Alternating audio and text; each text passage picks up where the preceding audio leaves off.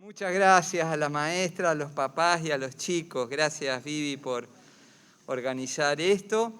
Gracias por la iniciativa del Ministerio de la Mujer, por Cecilia, Vivi y compañía de esta actividad con la cual comenzamos y queremos darle continuidad a nuestro testimonio que compartimos en Semana Santa. Vamos a tener también el libro misionero, además de otras actividades, así que mañana a las 9 en Plaza La Paz. ¿Sí? ¿Todos entendieron de qué se trata? Ah, sí, gracias Samira, muchas gracias. Todos saben de qué se trata, ¿verdad? Salir a caminar en Plaza La Paz. Invitamos a todas las damas, jóvenes, de todas las edades, a caminar en Plaza La Paz a las 9 de la mañana. Y ustedes han visto esta tapa, han visto este libro, ¿sí? El libro misionero de este año está escrito por uno de los escritores más prestigiosos, más leídos, más capaces de la Iglesia Adventista. Tenemos la lección de escuela sabática este trimestre con el teólogo, uno de los teólogos más destacados de la Iglesia a nivel mundial. Y al mejor escritor, divulgador de la Iglesia, Clifford Goldstein, los dos de la colectividad hebrea, de paso, con este libro, La Última Invitación, que es el mensaje de Apocalipsis, el mensaje de los tres ángeles. Yo creo que para vivir los tiempos que estamos viviendo, Dios previó en su amor y su misericordia darnos los mejores recursos para entender y vivir esta experiencia con Cristo en los días finales. Y hablando de esto, quiero pedir a Samira, gracias Samira por ayudarme, de poner el PowerPoint del capítulo 40, Un canto en la noche, ¿sí? Muchas gracias, Samira. Yo me voy a acercar un poquito más adelante para ver.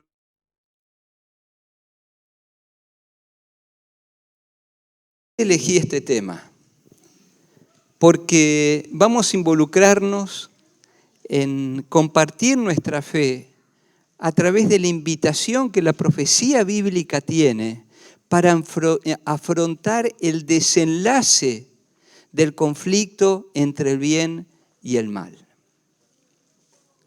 Pero acá hay un punto que me parece importante, y vamos a la próxima diapositiva. Vean ustedes relevamiento, encuesta, investigación que se hizo entre jóvenes adventistas en edad universitaria. Jóvenes adventistas en edad universitaria. ¿Qué es lo que sucedió? Percepción, dice, la pregunta es, ¿cómo entiendo o siento vivir en el tiempo de los eventos finales? ¿Cómo lo siento? ¿Como una amenaza o como una bendición? Piensen ustedes, ¿no? Todo lo que sabemos tenemos en nuestra mente de lo que ocurrirá en los eventos finales. ¿Me gustaría pasar por esa experiencia o me gustaría que de aquí pasemos derechito al cielo, a la segunda venida? A eso apuntaba la pregunta. ¿Y queda claro cuál es la respuesta? 56% tenía temor, 41% prefería morir antes que vivir esos últimos días. Prefiero ir al cielo a través de la resurrección, dijo uno. Ahora, ¿suena razonable lo que o no? Pareciera razonable. ¿Cómo interpretamos los eventos del fin? Cuando vemos lo que está pasando con la naturaleza, ¿no? Ya hay un témpano, ¿cómo se llama esto? Cuando se desprende del casquete polar, se le llama el desprendimiento del Apocalipsis. Los científicos le han llamado así. Esa rajadura que hay por el tema del calentamiento global, que se desprende una masa de hielo y la llaman, ya tiene nombre, del Apocalipsis.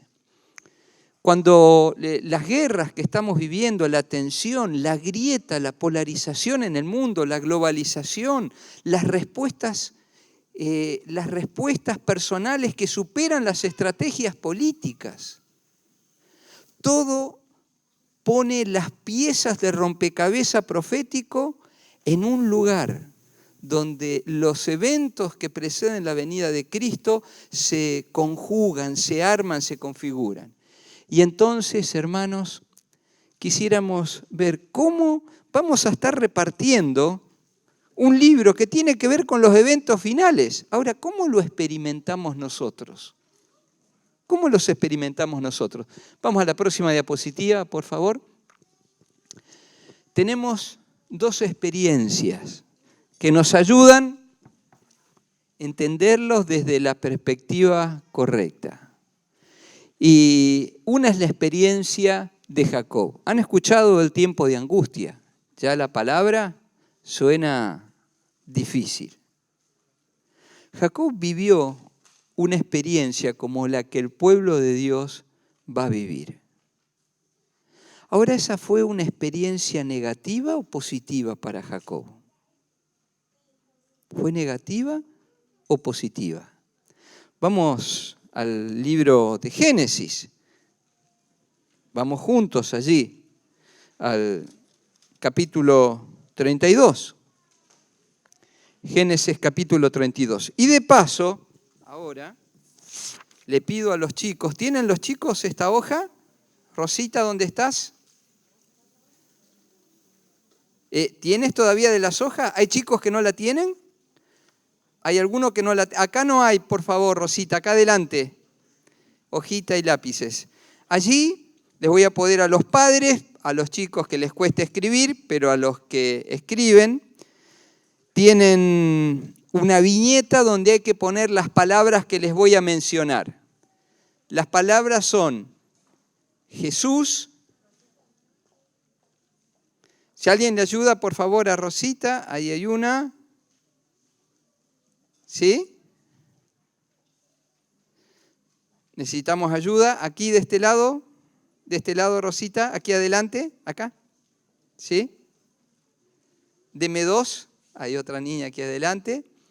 Entonces, ustedes van a anotar la palabra en la viñeta, ahí en el circulito, ponen la palabra. ¿Vamos juntos? A ver. ¿Tienen la hoja? Ponen la palabra Dios, ¿sí? Dentro del redondelito ponen la palabra Dios, la palabra victoria, la palabra gozo,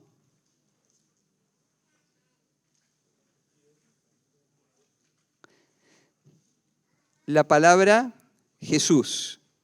4 palabras.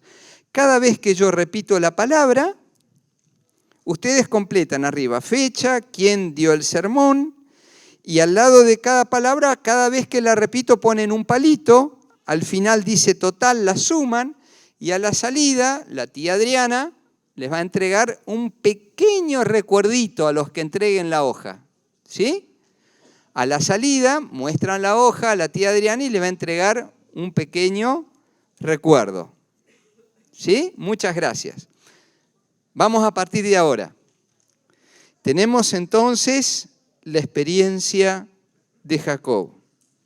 Versículo 24 dice: así quedó Jacob solo y luchó con él un varón hasta que rayaba el alba. Cuando el hombre vio que no podía con él, tocó el sitio del encaje de su muslo y se descoyuntó el muslo de Jacob mientras con él luchaba y dijo: déjame porque raya el alba. Jacob le respondió: no te dejaré si no me bendices. Y el versículo 30, Jacob llamó Peniel aquel lugar. ¿Por qué? Vio a Dios cara a cara. Vi a Dios cara a cara y fue librada mi alma. Jacob cometió errores graves en su vida. Pero Dios nunca se aleja de aquellos que ama y Él ama a todos. Y aquellos que quieren permanecer con Él. Y Jacob comenzó un camino de retorno desde el día en que tuvo un sueño huyendo de su hermano.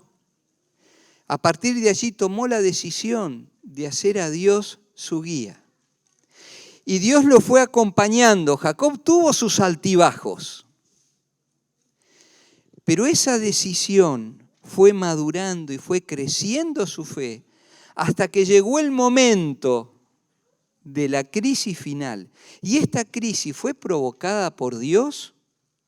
No, la crisis sobrevino cuando su vida estaba amenazada por Esaú, su hermano, que venía con un ejército para encontrarse con él y cumplir su venganza. Todo lo que hizo Jacob de su parte no le daba señales de que su hermano había cambiado su actitud hacia él. Seguía viniendo con él. Y evidentemente, lo menciona el espíritu de profecía, eran las intenciones de su hermano Esaú vengarse. No fue Dios el que provocó estos sentimientos en Esaú y ir a encontrarse, fue el enemigo. Pero Dios se interpone y lo prepara a Jacob en este encuentro cuando él se quedó para orar. Dice Elena G. de White que cuando él se quedó para orar, Cristo se presentó y puso su brazo sobre él como un amigo. Como hace alguien que quiere acompañar, ¿no? Le pone el brazo como un amigo. ¿No hacen eso los padres, los amigos? Pero estaba con tanto miedo, Jacob, que pensó que quien ponía el brazo era ¿quién? Era un enemigo. Y empezó a pelear con quien quería ayudarlo. Cuando se cansó y entendió lo que su corazón asustado no podía ver, que quien venía a ayudarlo era Dios, se aferró a él. Y esta experiencia marcó un antes y un después y lo preparó para enfrentar la crisis que amenazaba su vida. Y este día para Jacob, ¿qué dice? Vi a quién. Nunca vio tan cerca a Dios como en ese momento de crisis. Nunca. Vi el rostro de Dios y fue librada mi alma. Estuve con Dios y fue librada mi alma. Esto terminó de sacarle brillo a la experiencia de fe de Jacob. ¿Qué sucedió en el Éxodo, la experiencia del cruce del Mar Rojo? Algunos entienden de que cuando Dios dice que endureció, vamos a leer en Éxodo capítulo 10, versículo 3, volviendo a leer el libro de Éxodo Enredados por la Palabra, este pasaje me hizo entender lo que ya el espíritu de profecía dice, y quienes son estudiosos de la Biblia ayudan a entender que cuando Dios dice que endureció el corazón del faraón, en realidad estaba poniendo en evidencia la decisión de Faraón de rechazar a Dios. O sea, el que produjo el sufrimiento y las pruebas terribles en el pueblo de Israel, Dios las acompañó, Dios la transformó como evidencia de su victoria, con las plagas, con todo. Pero el causante de esta situación no fue Dios, fue el enemigo a través del faraón. ¿Qué dice el capítulo 10, el versículo 13? Entonces fueron Moisés y Aarón ante el faraón y le dijeron: Jehová, el Dios de los hebreos, ha dicho así: ¿hasta cuándo no querrás humillarte delante de mí? O sea, ¿tenía oportunidad el faraón de volver atrás? Lo que no quería era humillar su corazón. Y Satanás utilizaba su poder, el poder del faraón, para hostigar al pueblo de Dios. Y ese día que parecía ser el día de la destrucción del pueblo de Israel, fue el día de ¿qué? De la mayor victoria, de la liberación, que despierta. ¿Recuerdan qué pasa cuando el pueblo de Israel cruza el Mar Rojo y destruye al ejército opositor? ¿Qué ocurre? Hay un canto de gloria, de agradecimiento, de alabanza a Dios por haber vencido y destruido a sus enemigos. Cuando estaban entre el mar y el ejército y parecía que venía la destrucción, Dios se manifiesta y el pueblo aprende una lección que sería recordada a través de toda la historia del pueblo de Dios. Y en Apocalipsis habla que qué canto entonarán los redimidos junto al trono de Dios luego del final de este gran conflicto. ¿El cántico de quién? De Moisés y del Cordero. Y ahora entonces, teniendo en mente estas dos experiencias, quisiera compartir. El pueblo de Dios, la familia de Dios va a pasar por un momento de crisis y de angustia. El capítulo 40 y 41 del conflicto de los siglos, del gran conflicto, del libro que va a ser el libro misionero el año que viene, en vez de este librito, en todo el mundo el libro misionero va a ser el libro del gran conflicto. Y de estos capítulos quisiera que veamos algunas lecciones. La experiencia de una experiencia positiva, la evidencia de una experiencia positiva para el pueblo de Dios en el tiempo del fin. En primer lugar, ¿por qué el tiempo de angustia será una experiencia gozosa, de gozo? Anoten esa palabra, la anotamos. Una experiencia de gozo. ¿Por qué? Díganme, aquellos amantes de algún deporte, de su deportista preferido de su equipo, ¿ustedes vuelven a ver los eventos deportivos en los cuales su equipo o su deportista preferido perdió? ¿Lo vuelven a ver una otra vez? ¿Qué vuelven a recordar? ¿Cuando ganó o cuando perdió? Cuando ganó. Capítulo 14 de Apocalipsis, el versículo 3. ¿Cómo recuerdan los redimidos el conflicto final, en la crisis en la cual salieron victoriosos? ¿Cómo lo recuerdan? Capítulo 14, versículo 3. Cantaban un cántico nuevo delante del trono, delante de los 4 seres vivientes y de los ancianos. Nadie podía aprender ese cántico, sino aquellos 144,000 que fueron redimidos de entre los de la tierra. Cuando recuerdan este incidente de la victoria en el gran conflicto, del tiempo de angustia, de toda esta crisis, ¿cómo lo recuerdan? ¿Como un canto de qué? De gozo. Es un canto de victoria. Entonces, poder participar de los eventos finales. Yo les pregunto, ¿cuántos de ustedes hubiesen querido estar? Le pregunto a los chicos, ¿cuántos les hubiese gustado estar en el Mar Rojo cuando se abrió, cuando pasa el pueblo de Dios, cuando ven la nube como una columna de fuego que los separaba y el mar se abre y pasan por allí? ¿Les hubiese gustado estar o no? ¿Sí o no? Claro que sí, claro que sí. Vivir esa experiencia, ¿se imaginan ver el agua iluminado por la nube? Ver el agua, no sé, como si hiciera transparente o era como una cascada, pero ver el agua allí como una pared, como un muro, ir por dentro, pasar. Después ver cómo vuelven las aguas.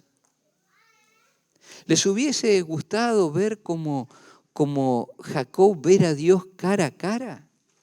Tener una experiencia. Los cantos en Apocalipsis, por eso hay tantos himnos en Apocalipsis. Cada un aspecto profético o histórico, un himno, un himno, un himno. ¿Por qué? Porque son himnos que hablan de la victoria, del gozo. Victoria y gozo, ¿eh?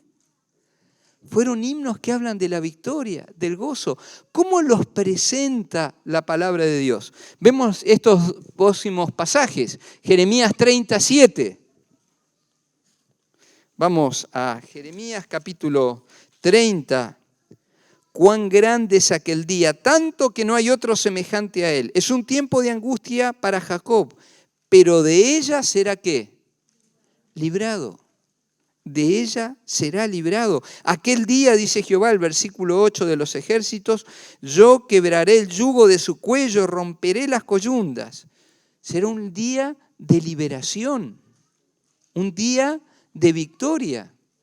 Como en una competencia deportiva, díganme, ¿no se disfruta más la victoria cuando estaban empatados, cuando parecía que perdían y después viene...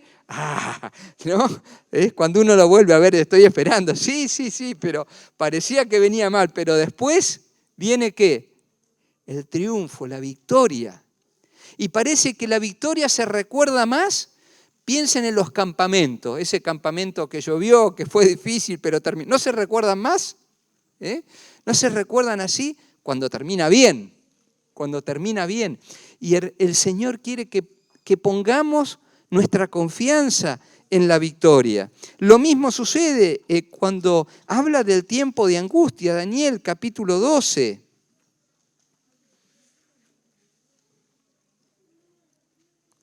El versículo 2. Será tiempo de angustia cual nunca fue desde que hubo gente hasta entonces. Pero en aquel tiempo será libertado tu pueblo. Vamos a avanzar en la próxima diapositiva. Samira. Ahora vamos. Ahora, ¿cuándo será este tiempo de crisis? Luego del fin del tiempo de gracia, Cristo deja su ministerio de intercesión. Cuando la gente ha despreciado abiertamente, cuando Dios, después de dar todas las máximas oportunidades que da el amor, termina, Dios ahora comienza su obra de juicio para aquellos que se apartan de Dios, pero de liberación para su pueblo. Los fieles en ese momento ya tendrán asegurada la salvación. Quienes pasan por este tiempo ya tienen la salvación asegurada. No es que a ver si pasan la prueba, se salvan. Si no la pasan, se caen. No. Ya tienen asegurada la salvación. Esto lo describe con mucha claridad. No tengo tiempo de dar más referencias bíblicas. Vamos a la siguiente diapositiva. ¿Quiénes vivirán en este tiempo de angustia? Habrá dos grupos, los redimidos y también los que rechazaron la misericordia de Dios, que se llaman impíos. Dos grupos, quienes aceptaron la misericordia, el perdón, la gracia de Cristo, en respuesta se pusieron del lado de Dios. ¿Y quiénes más? Aquellos que lo rechazaron. Vamos a la próxima diapositiva. ¿Quién es el causante de este tiempo de crisis? El causante es el enemigo. No es Dios. Algunos dicen, no, Dios te va a probar. No, el enemigo es. Va a haber un decreto de muerte, como había un decreto de muerte para los israelitas frente al Mar Rojo, como había un decreto de muerte para Jacob. Había un decreto de muerte, venía su hermano para cumplir su venganza. Esto lo causa el enemigo, pero Dios interviene. Entonces, ¿por qué Satanás hace esto? Elena G. de White dice, porque no sabe que el pueblo de Dios está ya seguro de su salvación. Y piensa que al recordarles sus pecados, que al intimidarlos con la amenaza de sus vidas, va a ¿qué? Apartarlos de la seguridad en Cristo. Y como Satanás no sabe que ya esto lo dice claramente el Espíritu de Profecía, estoy citando ideas textuales, no las palabras, pero sí las ideas puestas en estas palabras por Elena G. de White. Segundo, quiere acusar al pueblo de Dios ante Dios de que no es digno de recibir. Así como Abraham pasó por una prueba por haber fallado en otras cuando tuvo que entregar a su hijo, Satanás dice, Abraham este que dijo que la esposa era su hermana, este que tuvo un hijo porque no creyó, ¿este va a ser el padre de la fe? Entonces hay una prueba que demuestra que Abraham realmente estaba del lado de Dios. Lo mismo ocurrirá, acusa al pueblo de Dios. Intenta llevar a los santos ¿a qué? A la desesperación por sus pecados. Vamos a la próxima diapositiva. ¿Por qué permite Dios esta prueba? Si ya están seguros en la salvación, ¿por qué Dios permite esta prueba? Para el universo pone en evidencia la falsedad de la acusación de Satanás y justifica el castigo que vendrá luego con las plagas. Dios permite que los enemigos avancen hacia las obras que Satanás ha instigado en ellos. Y como se apartaron de Dios, pone en evidencia hasta dónde lleva la locura del pecado. Pero también para el pueblo de Dios ayuda a entender que la victoria está en las decisiones presentes, el hoy. ¿Para qué Dios nos advierte de esto? ¿Recuerdan ustedes la historia que cuenta Cristo de quien construye sobre la arena y quien construye sobre la roca? ¿Recuerdan? Las casas se veían iguales. ¿Qué es lo que hizo la diferencia? No es como la historia ¿recuerdan ustedes la casa de los chanchitos que vino y soplaban y se caía? No sé, los chicos lo han visto alguna vez. No, acá las casas eran iguales, afuera se veían iguales, pero unas estaban construidas ¿sobre qué? Con cimiento, tenían buen cimiento. La otra no. ¿Recuerdan lo del edificio ahí que se derrumbaron en Miami? Edificios de lujo, estaba todo bien, parecía todo bien, edificios, ascensor, todo, pero había un problema ¿dónde? En el cimiento. Entonces el Señor nos anticipa esto para decirnos sobre qué estás construyendo. Y el Señor menciona allí en el Evangelio de Mateo, el capítulo 7, el versículo al final del sermón del monte, aquí está, capítulo 7, versículo 24. A cualquiera pues que me oye estas palabras y ¿qué más? Las pone en práctica. Cristo termina de dar como en el Sinaí, el sermón del monte es paralelo al encuentro, al pacto que Dios hace con el pueblo en el monte Sinaí. Ahora Dios nuevamente, el sermón del monte es su llamado. El que oye estas palabras y las pone en práctica, lo compararé ¿a quién? A quien construye, ¿sobre qué? Sobre la roca. Escuchar la palabra de Dios. Por eso mencionaba el folleto de escuela sabática. Estamos estudiando la tapa de las profecías bíblicas. La contratapa es el Apocalipsis.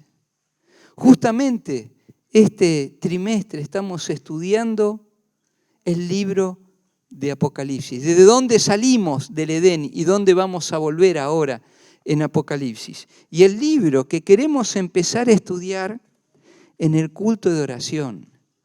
Miren, yo creo que ningún libro de todos los libros misioneros es tan oportuno para que nosotros los estudiemos como este libro escrito por Clifford Goldstein. Vamos a empezar en el culto de oración a leer y repasar juntos este libro, que de paso el sábado que viene vamos a repartir. Vamos a invertir el orden, va a ser primero la escuela sabática, vamos a tener el tiempo habitual para la escuela sabática, vamos a tener un sermón muy breve y vamos a salir a repartir este libro con una invitación en la contratapa que ya está impresa para un programa que va a haber aquí en la tarde, a las 5 de la tarde. Va a ser un paseo interactivo de los eventos finales de Cristo. Va a haber un paseo interactivo para los chicos y para la familia de lo que vivió Cristo en la última semana, hasta que terminemos con la última invitación. Él vive. El sábado que viene vamos a repartir este libro con la invitación para el programa de la tarde, además de los grupos que habrá en los hogares.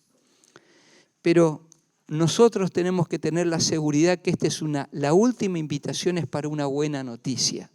Vamos a continuar la próxima diapositiva. ¿Cómo interviene Dios cuidando a su pueblo? ¿Cómo se transforma en una experiencia de victoria y de gozo? ¿Saben? Quienes estén en este momento van a ver a los ángeles en forma real. El ministerio de los ángeles va a ser evidente como nunca antes en la historia del pueblo de Dios. En segundo lugar, la voz audible de Dios. Ahora escuchamos su voz a través de su palabra, a través del espíritu de profecía, la providencia de Dios. Pero en ese tiempo final, vamos a ver algunas citas, vamos a escuchar la voz audible de Dios. Cuando al pueblo de Dios le dé promesas de ánimo, de aliento, de confianza. Vamos además a haber recibido ya la bendición del Espíritu Santo, la seguridad de la salvación a través del sellamiento. Cristo ya hizo propiciación, ya intervino por nosotros. Y ¿saben? Quienes tienen que tener temor al tiempo final son aquellos que no están del lado de Dios. Ay, dice la palabra de Dios, porque el día de la ira ha llegado. Lo que tenemos que temer no son las pruebas del enemigo, sino ¿qué? La ira de Dios. La ira de Dios que será contra el pecado, pero aquellos que no se han separado del pecado serán destruidos junto con el pecado. A eso tenemos que tener temor. Tenemos que tener temor a la angustia que sentirán aquellos que despreciaron la misericordia de Dios. La angustia que quitó la vida a Cristo en la cruz, separado para siempre de la familia de Dios, del amor, del perdón de Dios. A eso debemos tenerle temor.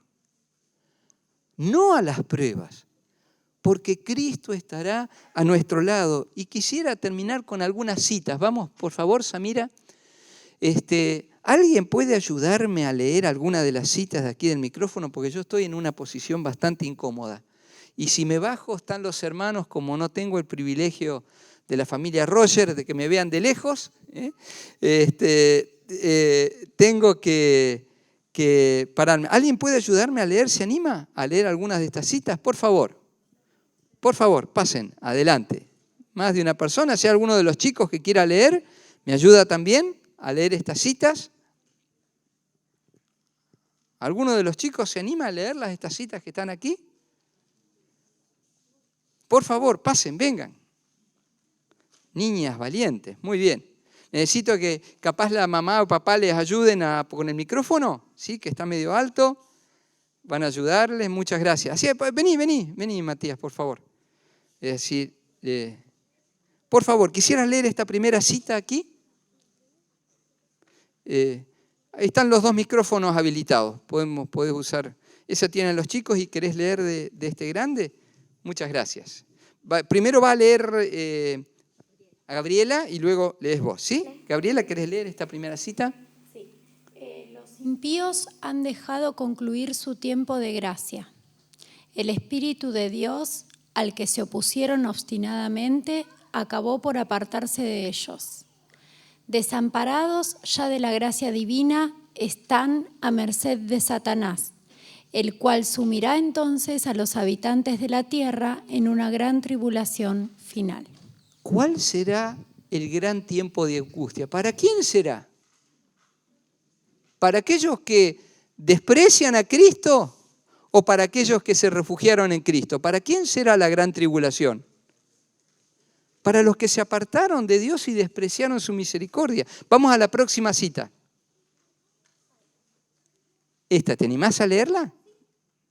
Mientras el pueblo militante de Dios dirige con empeño sus oraciones a Dios, el velo que los separa del mundo invisible parece estar casi descorrido.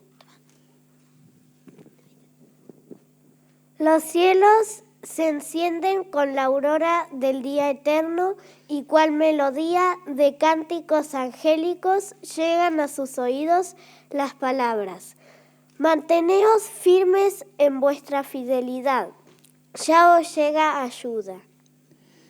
Se escucharán a los ángeles cantando. No se vayan, que hay más para leer.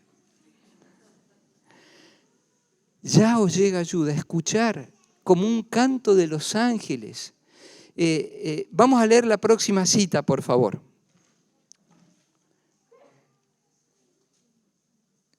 No sé si está. A ver, sí. El Dios que cuidó de Elías no abandonará a ninguno de sus abnegados hijos. El que cuenta los cabellos de sus cabezas cuidará de ellos y los atenderá en tiempos de hambruna. Mientras los malvados estén muriéndose de hambre y pestilencia, los ángeles protegerán a los justos y suplirán sus necesidades. Quisiéramos estar en ese momento cuando los ángeles estarán a nuestro lado para suplir nuestras necesidades, para acompañarnos. ¿Vale la pena vivir esta experiencia? Vamos a la próxima cita, por favor. A sus celdas solitarias, trayéndoles luz y pan del cielo.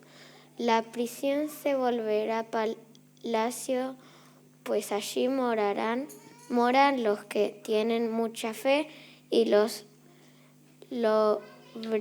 lóbregos muros serán y Silas oraron. ¿Serán alumbrados? Serán alumbrados con luz celestial, como cuando Pablo y Silas oraron y alabaron a Dios a medianoche en el calabozo de Filipos. Por eso, hermanos, esto es un cántico en la medianoche. ¿Qué va a haber, hermanos? Los ángeles van a estar presentes. Los ángeles se harán visibles y provocarán un canto de gratitud de ver la liberación y la gracia de Dios. Creo que esta es la última. ¿Samira? Sí, esta es la última. Muchas gracias por la ayuda. Muy bien, muchas gracias. Entonces, las promesas de Jesús, hermanos, traen a nosotros seguridad. ¿Debemos mirar este tiempo con temor? No. ¿Será un tiempo en que Dios se manifestará con su pueblo en forma concentrada? Todas esas intervenciones de Dios en la historia que ahora se concentrarán para acompañar al pueblo de Dios. Y esto se construye con mi decisión hoy. Yo quisiera invitarte en esta mañana para decirle al Señor, invitar a los chicos que están acá, a los niños que están aquí. ¿Quisieran ver a los ángeles, escuchar la voz de Dios? ¿Quisiéramos vivir una experiencia así? Sí. ¿Quisiéramos nosotros vivir esta experiencia, estar en este grupo también? En vez de tener temor y querer saltar esta experiencia hasta la segunda venida de Cristo, vivirla, porque saben, quienes participen de esta experiencia, será como sacar brillo a la fe. ¿Vieron un auto? Ahora, disculpen que utilice una ilustración de hombres, ¿no? Pero el auto, cuando le hacen la pintura, después hay que pulirlo. Por más que la pintura venga bicapa, tricapa, pero hay que hacerle un pulido final. Para prepararnos, para encontrarnos con Dios, esta experiencia de completa dependencia de Dios nos prepara para vivir con la familia de Dios en el cielo. Saca un brillo a nuestra fe que ninguna otra experiencia podrá sacar.